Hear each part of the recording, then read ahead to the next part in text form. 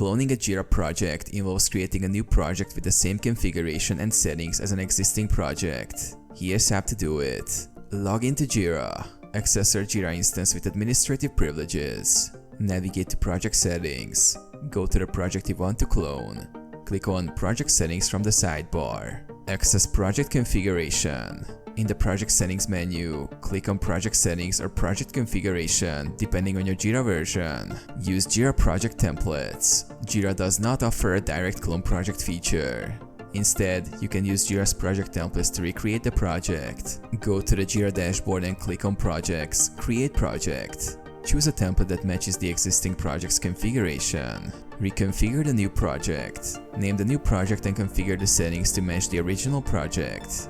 You can manually adjust settings such as workflows, permissions, and issue types to mirror the original project. Copy data manually. For data like issues, you will need to use tools or add-ons to export and import issues or manually recreate the data in the new project. Verify and adjust. After setup, verify that the new project is correctly configured and make any necessary adjustments.